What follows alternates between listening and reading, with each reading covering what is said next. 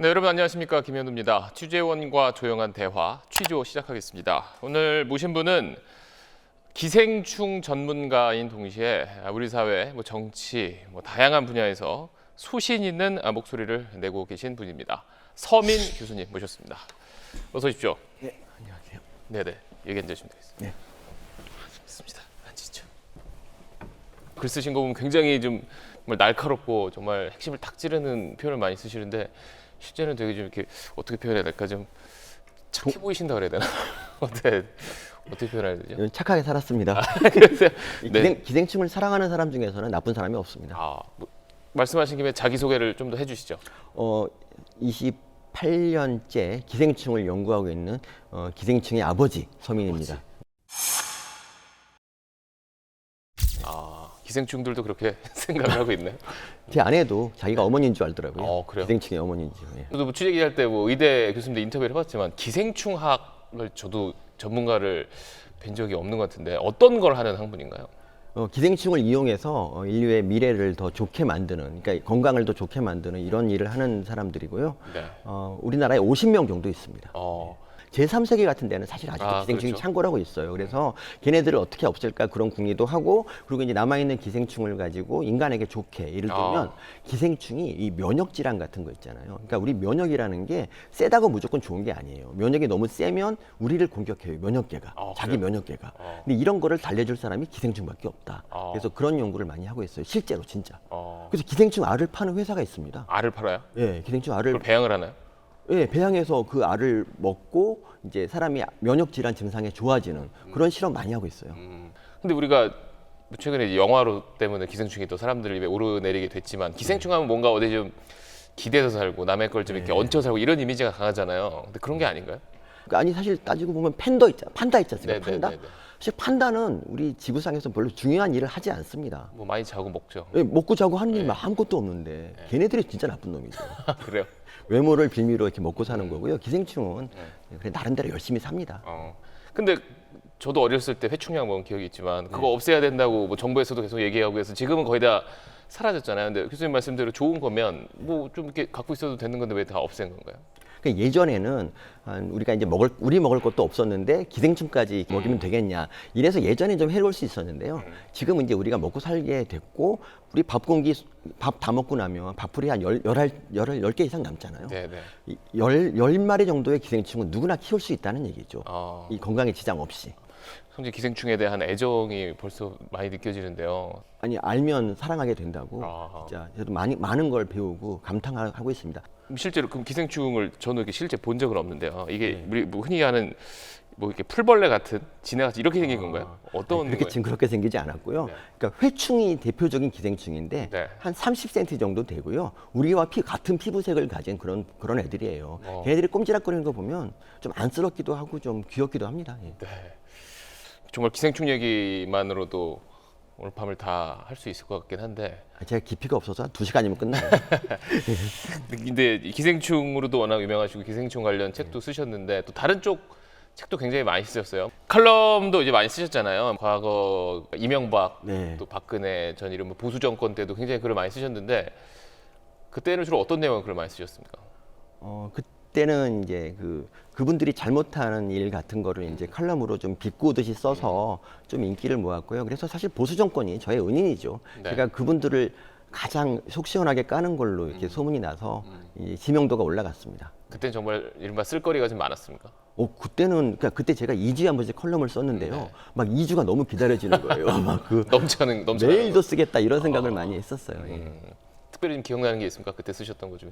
제가 제일 유명해진 계기가 박근혜 정부의 초대 대변인이 윤창중 대변인. 네. 그 미국 가서 성취하셨잖아요. 네, 근데 그렇죠. 거기에서 제가 윤창중은 그럴 사람이 아니다 이런 칼럼을 썼는데 네. 그게 이제 편드는 척하면서 좀 까는 칼럼이었는데 그게 아주 대박이 났죠.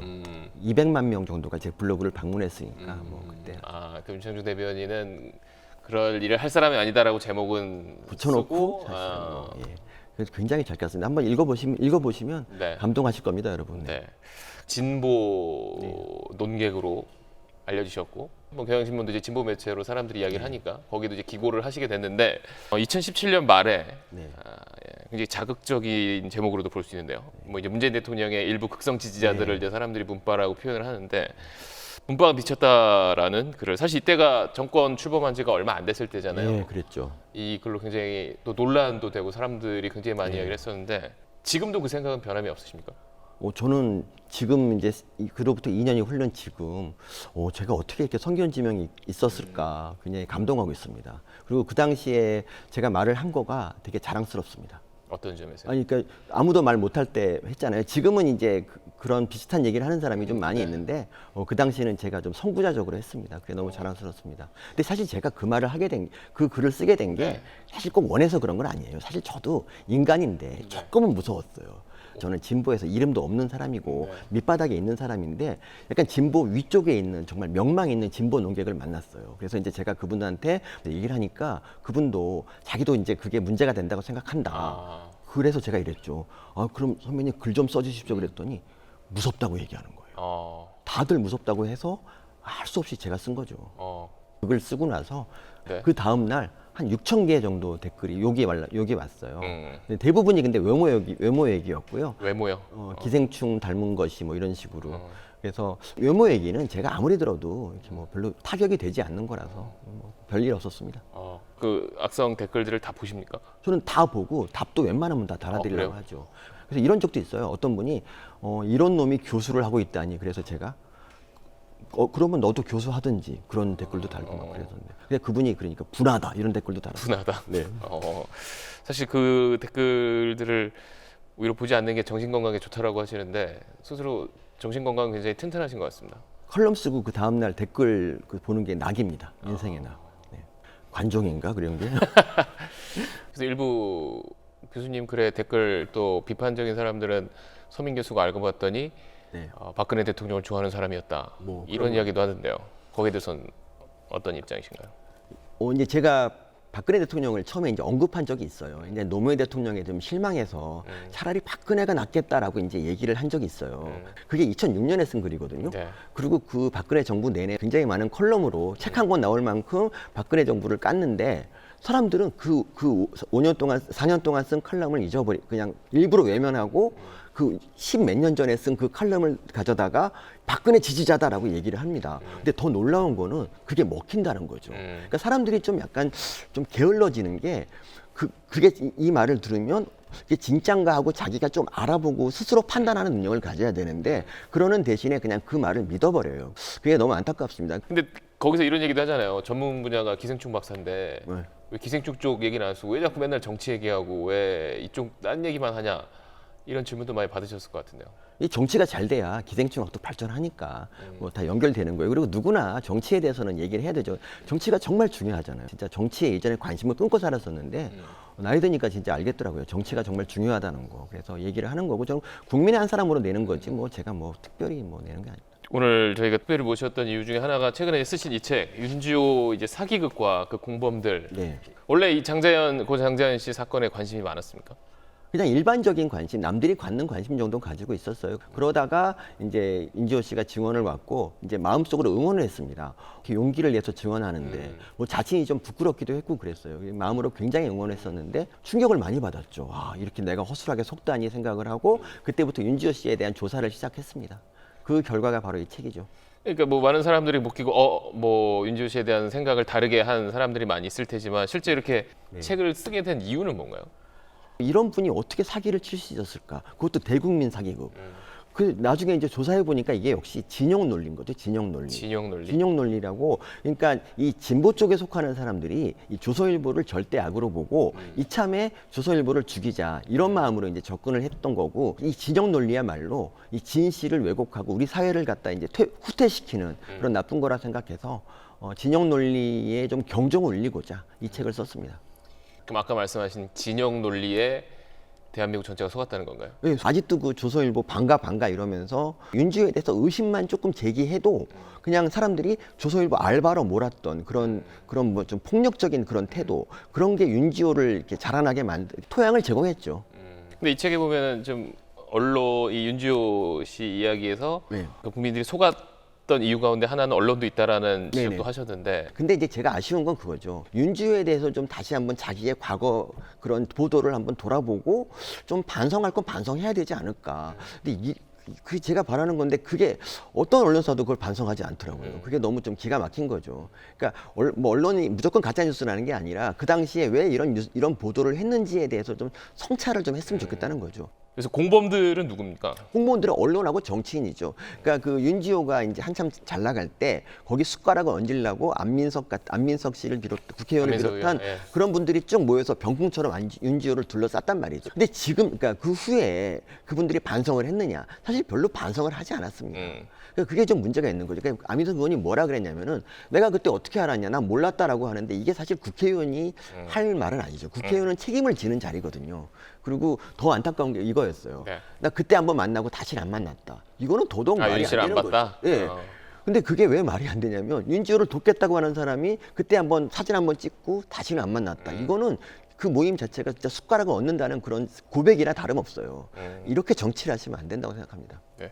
뭐 꼭 윤지호 씨 뭐 사안뿐 아니라 아까 말씀하신 언론 전체 저희 포함해서 한번 그런 내용들을 한번 좀 돌아보는 계기가 반드시 있어야 되지 않나라는 생각을 저도 개인적으로 합니다. 뭐 윤지호 씨를 떠나서 지금 이렇게 여러 가지 우리 사회 갈등이 일어나는 것 중에 하나가 진영 논리다라는 요즘에 이야기가 많은데 왜 이게 더 갈수록 심해진다고 보세요?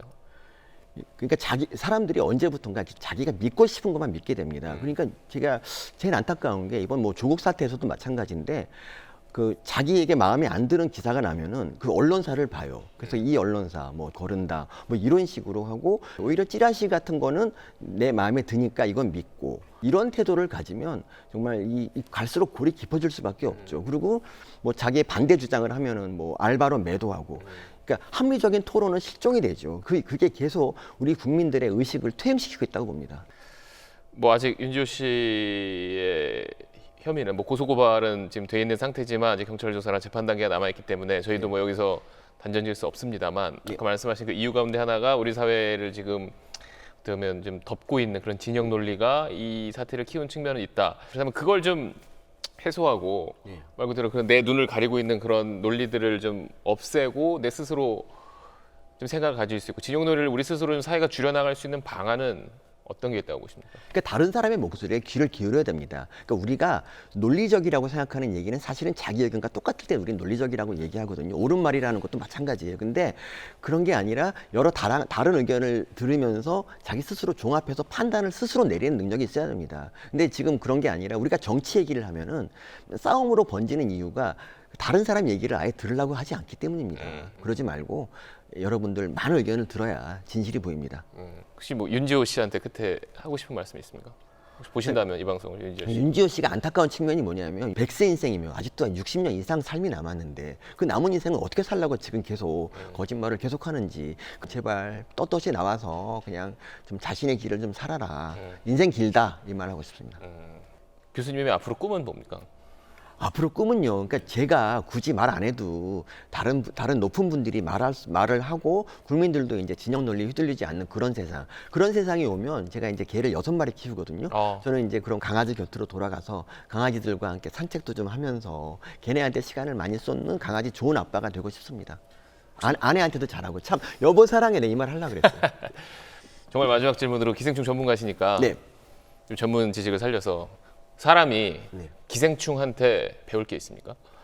기생충은 되게 그 목표가 있어요. 목표가. 그러니까 짝짓기하고 알 낳기를 하겠다. 이게 인생의 목표예요. 그리고 자식을 많이 낳아서 모든 사람의 몸에 내 자식들을 넣어주자. 이런 게 목표입니다. 목표가 있는 사람은요. 삶이 지루하지 않습니다. 그리고 불행하지도 않습니다. 우리 젊은이들이 왜 불행하냐? 사실은 목표가 없기 때문입니다. 그래서 목표가 겨우 먹고 사는 것 정도가 목표가 돼요. 그래서 기생충처럼 뭔가 목표를 좀 꿈을 크게 가지고 꿈을 이루기 위해서 노력하시면 좋겠습니다. 그러면 여러분의 삶이 꿈을 가지고 노력하다 보면 결국 그 꿈이 이루어지는 순간이 오고요. 그런 희망을 가지고 좀 살아가시죠. 기생충의 그 정말 인내, 정말 기생충은 그 목표를 이루기 위해서 남의 몸에서 정말 몇 년을 살잖아요. 네. 바로 그런 정신을 좀 배우시고 당장 힘들다고 포기하지 마시고 끈질기게 목표를 한번 향해 달려나가십시오. 네. 좋은 날이 꼭 옵니다, 여러분. 네, 알겠습니다. 오늘 나와주셔서 대단히 감사합니다. 네, 감사합니다.